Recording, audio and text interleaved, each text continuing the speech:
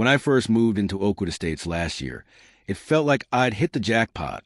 The landscaping was beautiful, the common areas were spotless, and the whole neighborhood looked like something out of a high-end real estate brochure. What the listing agent didn't mention was that our homeowners association was controlled by a woman who took her role far too seriously, Karen Wilkins.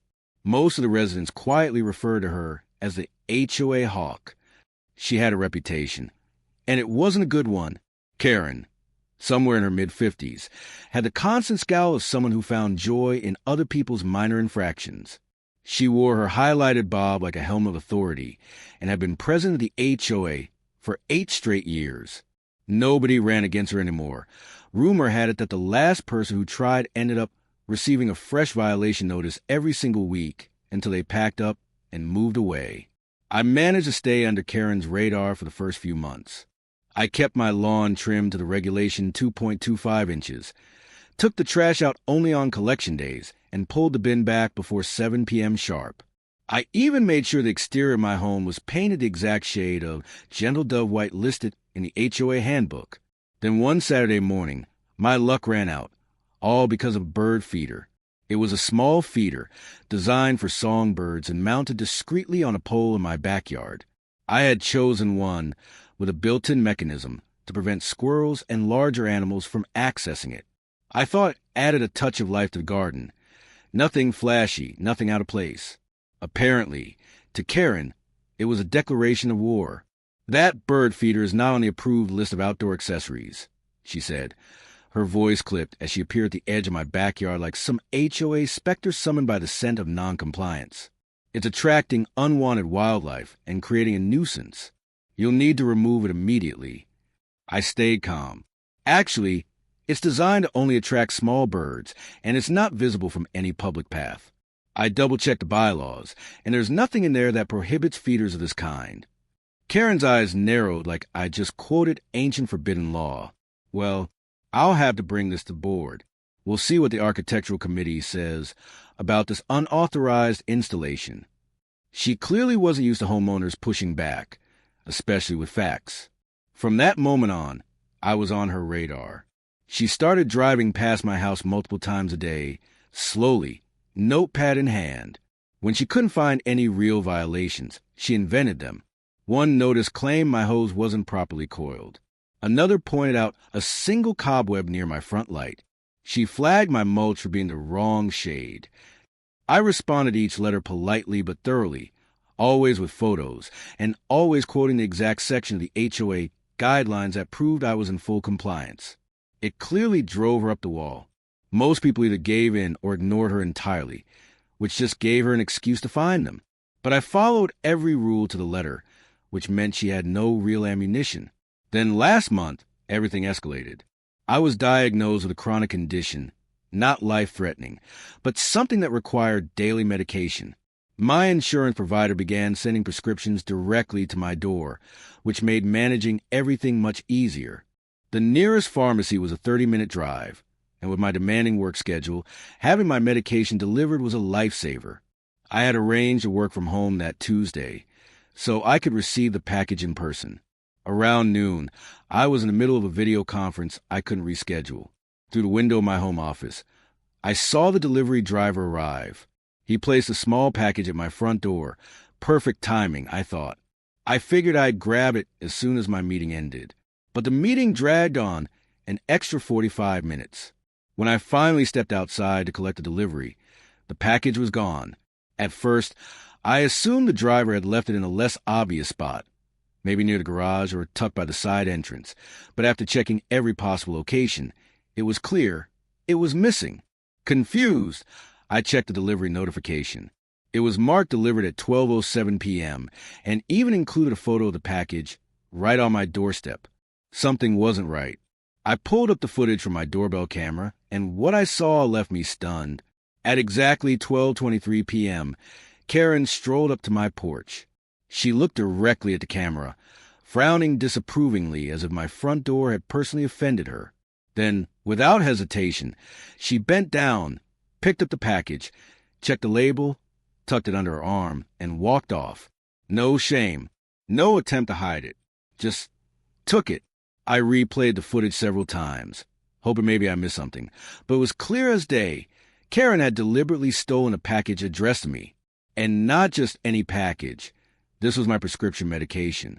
My first reaction was to storm over to her house and confront her. But then I took a breath and thought better of it. This wasn't just another ridiculous HOA complaint or passive-aggressive warning about my grass height. This was theft. And considering it involved prescription drugs, it could very well be a criminal offense. So I called the non-emergency police line and reported the incident. I explained the situation calmly and told them I had video evidence. An officer, Rodriguez, arrived about an hour later. He was professional, respectful, and took the situation seriously, especially after I showed him the doorbell footage. "That's pretty clear evidence," he said, eyebrows raised. "And this was prescription medication?" "Yes," I confirmed. "It's from a licensed pharmacy and labeled as such. I need it daily." He nodded. "That could potentially be a felony depending on the medication type. We'll need to speak with Ms. Wilkins. Would you like to come along, or would you prefer I handle alone?" I didn't hesitate. "I'll come with you." I wasn't going to miss Karen's reaction when someone with actual authority, not just an HOA title, came knocking. When she opened the door to find me standing next to a uniformed officer, the transformation on her face was almost theatrical. It shifted from annoyance to confusion to thinly veiled panic, all within a matter of seconds. "Ms. Wilkins," Officer Rodriguez began, keeping a firm but professional tone, "I'm here regarding a package that was delivered to this gentleman's residence earlier today. Do you know anything about it?" Karen crossed her arms and scoffed. "I don't know what you're talking about," she said, voice full of indignation. But I noticed her eyes flick toward the living room, just for a split second, where something small and box-shaped sat near the coffee table. From where I stood, I could clearly see a small stack of packages sitting on Karen's side table. Officer Rodriguez noticed them too. "Ma'am," he said, voice steady but firm, "we have doorbell camera footage of you removing a package from this resident's doorstep without permission. That package contained prescription medication. Taking someone else's prescription isn't just a misunderstanding. It's a serious offense." Karen's confident demeanor started to crack. "Well, I'm the HOA president," she began, her voice rising slightly. "We've had problems with package theft in the neighborhood. I was just keeping it safe until he got home. I was going to drop it off later." I raised an eyebrow. "Is that why you didn't leave a note? Or send a message? You have my number. For HOA communication, at least." Officer Rodriguez followed up without missing a beat. "May I see the package, please?" Cornered, Karen disappeared into the living room and returned a moment later with the small box. As she handed it over, I immediately noticed the seal was broken. Rodriguez saw it too. "The package has been opened," he said, his tone shifting. Karen looked uneasy. "I just wanted to make sure it was really his," she said weakly. "There'd been delivery mix-ups before. I was protecting the community." But the excuses weren't adding up, and Officer Rodriguez wasn't buying it. "Opening someone else's mail or package is a federal offense," he replied evenly. "Tampering with prescription medication delivery is particularly serious, and in some cases it's considered a felony." Karen had gone from flushed to pale. It was clear this situation had gotten away from her. After a few more questions, Officer Rodriguez turned to me and calmly explained my options.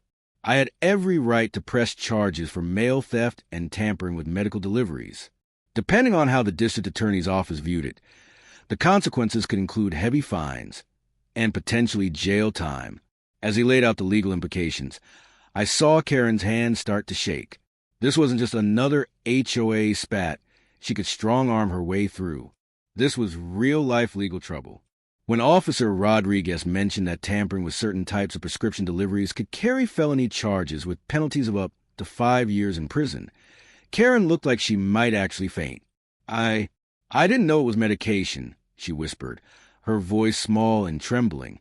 "I really was just trying to prevent theft." But her excuses had too many holes. Why hadn't she contacted me? Why had she opened the clearly marked pharmacy package?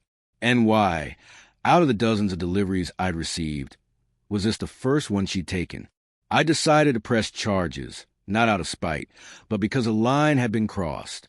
What she did wasn't just controlling behavior or HOA overreach. It was a crime.